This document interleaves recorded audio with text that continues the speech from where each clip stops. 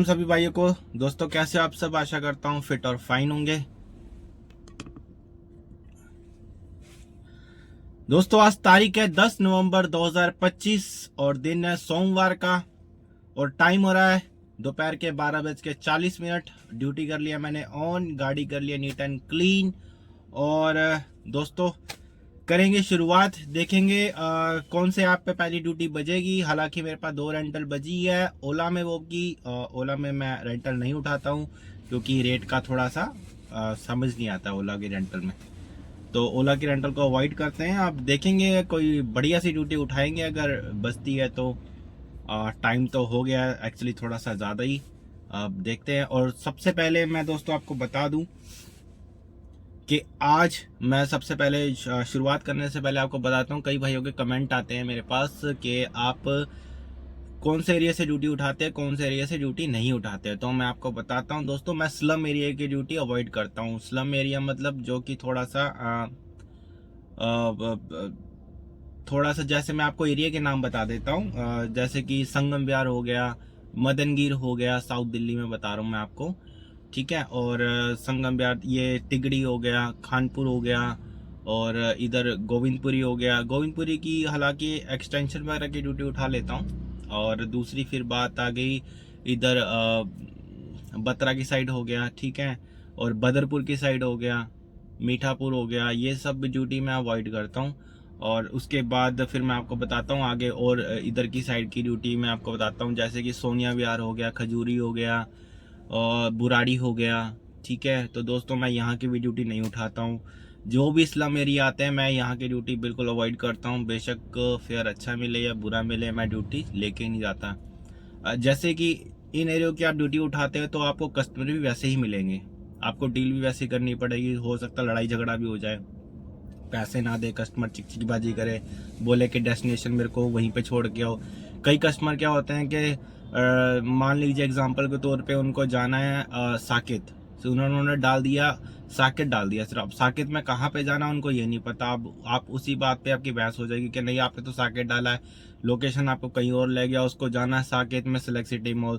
तो दोस्तों ये हो जाती है फिर लड़ाई झगड़े वाली बात। तो भाई मैं इन चीज़ों को अवॉइड करता हूँ, मैं अच्छे अच्छे एरिया की ड्यूटी उठाता हूँ। आप मेरे स्क्रीनशॉट देखते ही होंगे कि मैं कौन से एरिया की ड्यूटी उठाता हूँ, जो कि बहुत बढ़िया वीआईपी एरिया होता है, सोसाइटी बनी होती है, मैं वहाँ की ड्यूटी उठाता हूँ और वहीं पे ड्रॉप और पिकअप करता रहता हूँ।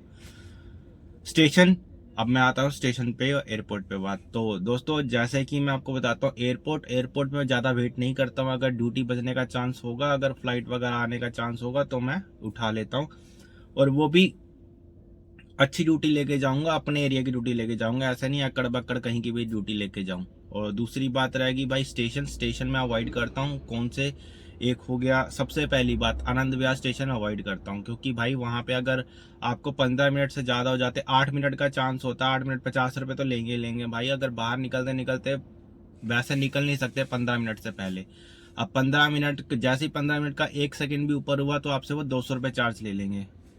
कस्टमर से तो आपने 50 रुपये लिए होंगे, वो भी अलग से लिए होंगे, पता नहीं लेते, मैं तो लेता हूँ भाई। चाहे वो बिल में ऐड हो या ना हो, मैं 50 रुपये अलग से लेता हूँ। चाहे वो नई दिल्ली स्टेशन हो, अजमेरी गेट साइड या पहाड़गंज साइड, में 50 रुपये लूंगा ही लूंगा। दूसरी बात आ गई निजामुद्दीन स्टेशन की, मैं वहाँ पे 50 रुपये लूंगा, बाहर उतरो या अंदर उतरो।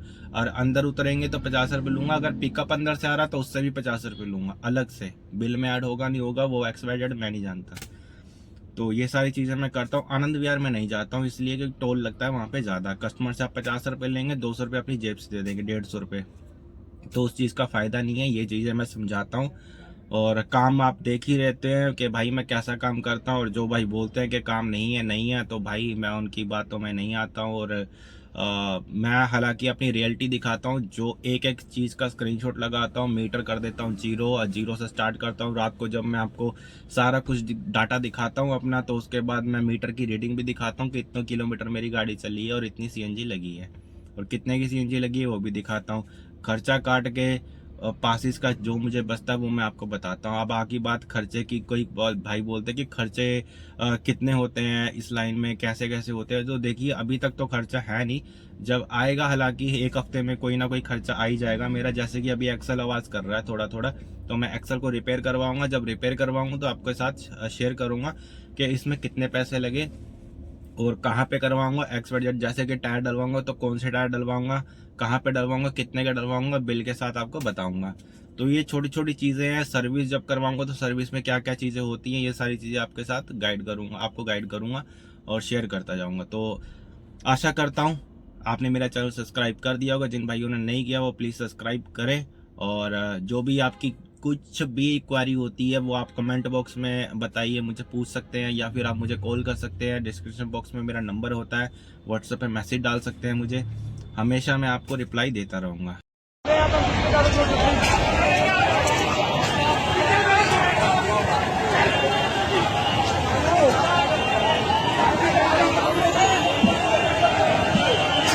भाई साहब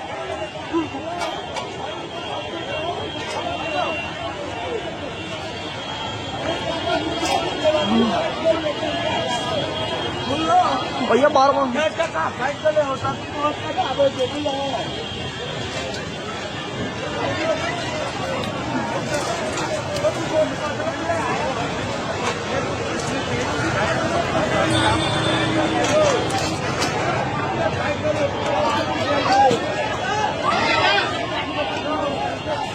तो गुड इवनिंग, मैं आ गया हूँ पार्किंग में। टाइम हो रहा है रात के 12:15 बज रहे हैं और काम में ख़त्म करके गैस वैस रिफिल करवा के खड़ा हूँ पार्किंग में।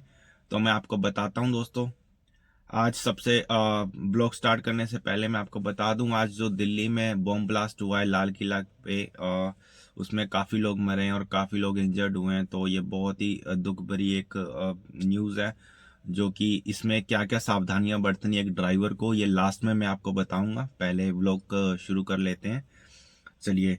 तो दोस्तों, आज मैंने जो फर्स्ट राइड ली थी वो ली थी 1:30 बजे, ठीक है। 1:30 के दोपहर में मैंने फर्स्ट राइड ली थी साकेत से। मैक्स हॉस्पिटल है जो साकेत में, वहां से। तो दोस्तों, मैक्स हॉस्पिटल से इनको जाना था लोधी रोड, जो हैबिटेट सेंटर है, वहां पे जाना था। ये ओला में राइड थी, 10 किलोमीटर की राइड थी दोस्तों। 35 मिनट इसमें टाइम लगा ड्रॉप करने में। कैश कलेक्टेड हुआ था 325 रुपये और जो मुझे मिले हैं 320 रुपये मिले हैं। फिर दोस्तों वहीं से इंडिया हैबिटेट सेंटर से ही जहाँ पे ड्रॉप किया था वहीं से मेरे को पिकअप आ गया था ओला में, जो कि था अलकनंदा, जो नर्मदा अपार्टमेंट है वहाँ पे।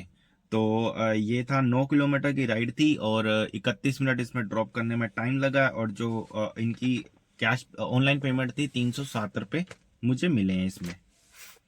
फिर दोस्तों वहां से जैसे इनको ड्रॉप किया, एडवांस में बुकिंग आ गई थी मेरे पास। गंगोत्री इनक्लेव थोड़ा सा आगे है, 200-300 मीटर आगे गंगोत्री अपार्टमेंट है। तो वहां से आ गई थी, मेरे पास पिकअप आ गया था। इनको जाना था ईस्ट ऑफ कैलाश। ये 5 किलोमीटर का ड्रॉप था दोस्तों और इसमें जो मुझे मिले हैं 20 मिनट टाइम लगा ड्रॉप करने में। और कैश कलेक्टेड हुआ था 213 रुपये और मुझे जो मिले थे 210 रुपये।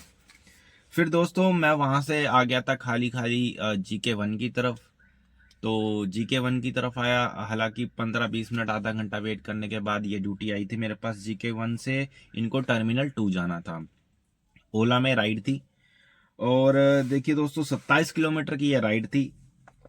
इसमें जो टाइम लगा है मुझे, सॉरी 24 किलोमीटर की ये राइड थी, टाइम लगा 58 मिनट, 58 मिनट इसमें टाइम लगा। और जो मुझे फेयर मिला है 690 रुपये मिले हैं, ऑनलाइन पेमेंट थी। देखो दोस्तों कितना अच्छा फेयर मिला है। उबर ये कभी फेयर नहीं दे सकता, रैपिडो ये कभी फेयर नहीं दे सकता। तो इसलिए मिलजुल के दोनों कंपनियों को मैं चलाता हूँ, ओला और उबर को, तो जो कि मेरा टारगेट डेली कंप्लीट हो पाता है। फिर दोस्तों मैं टर्मिनल 2 पे था, वहाँ पे मैंने एक्चुअली पार्किंग में गाड़ी लगा दी थी ओला की, ड्यूटी का वेट कर रहा था। फिर वेट करने के बाद मैं वहाँ पे चाय वाय पीने चला गया, चाय पी और पैटीज वगैरह खाए। उसके बाद फिर मैं वापस पार्किंग में आया तो देखा तो वहाँ पे सारी पार्किंग खाली करवा दी थी।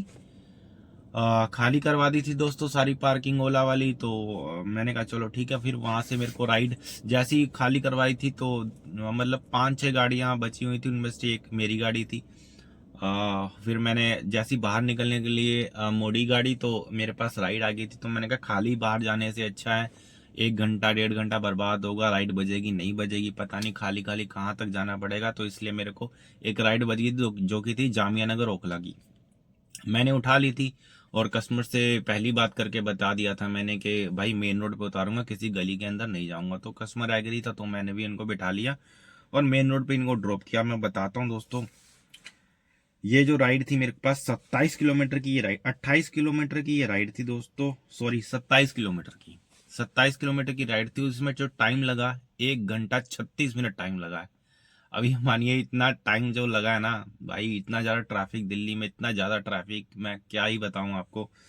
और आपको पता ही है दिल्ली में हाई अलर्ट हो रखा था, रेड एकदम रेड अलर्ट हो रखा था, जगह जगह जगह जगह जाम था, चेकिंग चल रही थी बहुत तगड़ी। तो मैं आपको ये बताता हूँ। फिर उसके बाद जो इनका जो कैश कलेक्टर था 781 हुआ था, 781 रुपये, और जो मुझे मिले हैं 488 रुपये मिले हैं।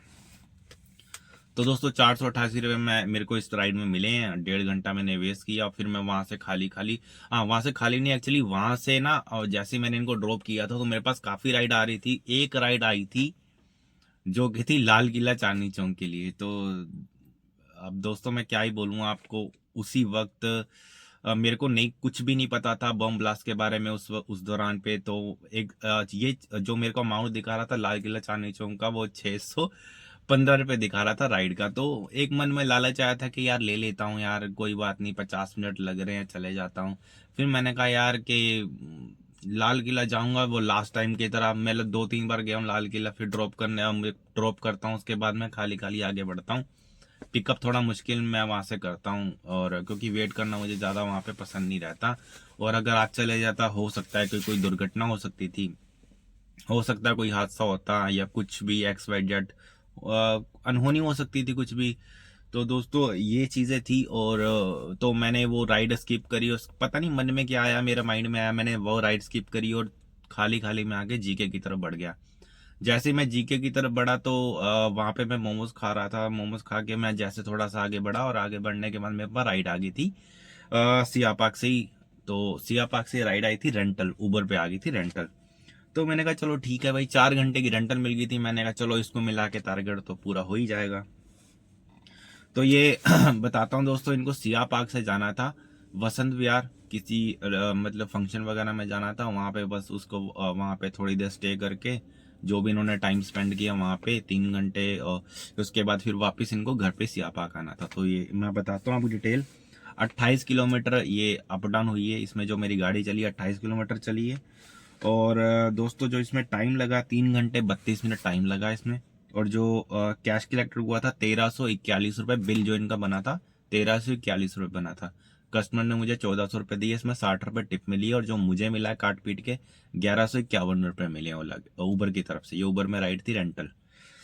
अब मैं दोस्तों आपको बताता हूँ टोटल मैंने कितना काम किसमें किया, कितना बचाया, कितना खर्च किया, क्या खर्चे क्या है, सब कुछ डिटेल बताता हूँ। आज जो मैंने ओला में काम किया 2047 रुपये का किया है, ओला में ये मेरा काम है। और जो मैंने उबर में काम किया 1151 रुपये का मेरा काम है उबर में, और 60 रुपये मेरे को टिप मिली है। तो ये टोटल हो जाता है दोस्तों 3258 रुपये। टोटल आज मेरा काम है 3258 रुपये का। अब मैं आपको बताता हूँ खर्चा क्या क्या है। खर्चा है दोस्तों आज का मेरा उबर का पास है 153 रुपये का, और जो गैस आई है इसका स्क्रीनशॉट लगा दूंगा, 455 रुपये की अभी मेरे पास गैस आई है। ठीक है, अब इसमें किलोमीटर मेरी गाड़ी कितनी चलती है मैं आपको बताता हूँ। 123 किलोमीटर आज मेरी गाड़ी चलती है। सीएनजी ज़्यादा लगी है क्योंकि दोस्तों ट्रैफिक मैंने आपको बताया था, काफ़ी ज़्यादा था ट्रैफिक, और मंडे को वैसे भी थोड़ा ज़्यादा ही होता है।